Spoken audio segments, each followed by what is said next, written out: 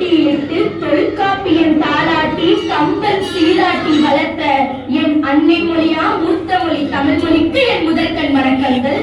ஆன்றோருக்கும் சான்றோருக்கும் அவையோருக்கும் என் நெஞ்சார்ந்த வணக்கங்கள்.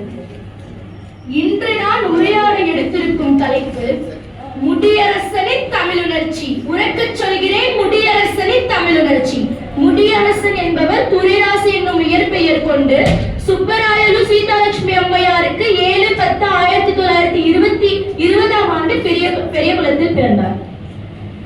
அவர் இன்றைய சமுதாயத்தில் இக்காலகட்டத்தில் மொழி உணர்ச்சி எவ்வளவு சதவீதம் இருக்கிறது என்பதை அவரின் கவிதை மூலம் அழகாக தெளிவுபடுத்தியிருப்பார். அதில் முதலாக மொழி உணர்ச்சி இம்மனிதர்களுக்கு இச்சமுதாயத்தில் எப்படி இருக்கிறது என்று அவர் கூறியிருப்பார்.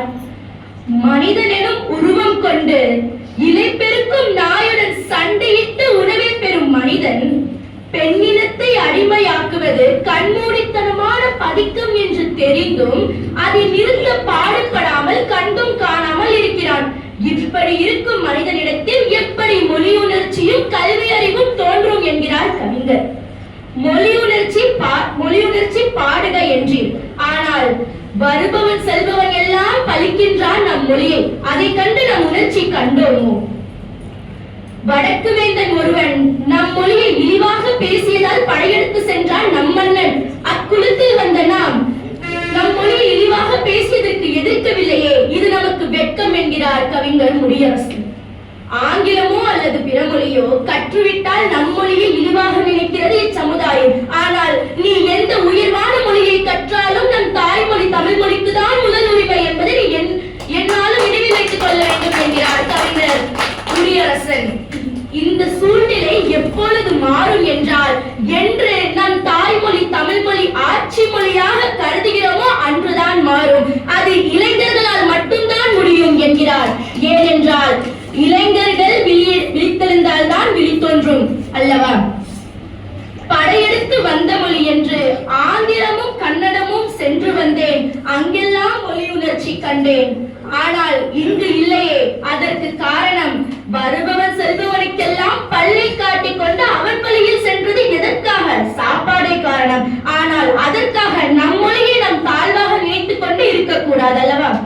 அதற்காக பிற மொழியை நான் தவறாக கூறுகிறேன் என்று எண்ண வேண்டாம்.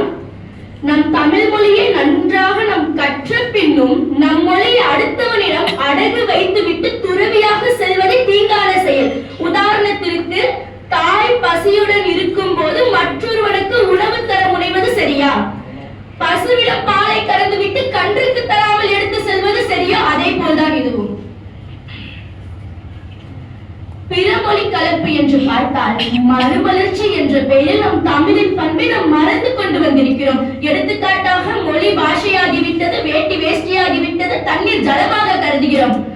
ஏன் மறைக்காடுகள் எல்லாம் வேதாரண்யமாக திகழ்கிறது? பதற்றம் வேறு மொழி என நினைத்து பதஷ்டம் என்கிறோம். இப்படி இருந்தால் எப்படி மொழி உணர்ச்சி தோன்றும் என்று வருந்துகிறார் கவிஞர். மொழி உணர்ச்சியில் மட்டுமா, இறையுணர்ச்சியில் பார்த்தா, திருமண வினையில் தமிழுண்டா? தமிழ் பயின்றவர்கள் தமிழில் பேசுவதுண்டா?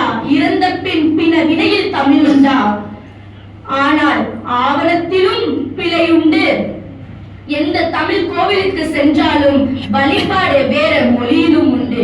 கடவுளே ஏங்குகிறார் தமிழை கேட்க. ஐயோ ஐயோ, இப்படி இருக்கும் மனிதர்களிடத்தில் எப்படி மொழி உணர்ச்சி இருக்கும் என்று கவிஞர் மீண்டும் வினாவுகிறார். இச்சமுதாயத்தில் இக்காலகட்டத்தில் வணக்கம் என்று கூறினால் நீ எந்த கட்சி என்கிறார்கள். ஆனால் வணக்கம் என்பது நம் தமிழர்களின் பண்பாடு என்பதையே நாம் மறந்து வாழ்ந்து கொண்டிருக்கிறோம் என்பதுதான் உண்மை. மொழிகளிலே சிறந்த மொழி நம் தாய்மொழி என்று கூறினார் காந்தியடிகள். அவர்கள் எந்த கட்சி? வங்காள மொழிகளில் பல நூல்களை எழுதி தந்த தாகூர் எந்த கட்சி? ஏன் உயர்த்தலும் செம்மொழி நம் தமிழ் மொழி என்று கூறிய தமிழ் மகனார் பிரதிமா கலைஞன் எந்த கட்சி? நம் மொழியை வளர்ப்பதற்காக இயன்ற முயற்சிகளை நாம் தான் எடுக்க வேண்டும். நம் தமிழ் மொழியை இன்னும் நம் மொழி உணர்ச்சியோடு வளர்க்க வேண்டும் என்றால் நாம் போர் செய்துதான் காக்க வேண்டும். அதற்கும் உணர்ச்சி வேண்டும் அல்லவா? ஆனால் நம் தமிழ் மொழியை கொன்று வாழக்கூடிய கீழ்த்தன்மை நமக்கு வேண்டாம். வேண்டாம் என்று சொல்லும் எலிகள் வேண்டாம். போர் செய்து நம் தமிழ் மொழியை காக்க சிங்கம் தான் வேண்டும். தாளமிடும் ஓலமிடும் நரிகள் வேண்டாம், சிங்கம் தான் வேண்டும் என்று உதாரணத்திற்கு தாளமுத்து நடேசன் ஐயாவை நாம்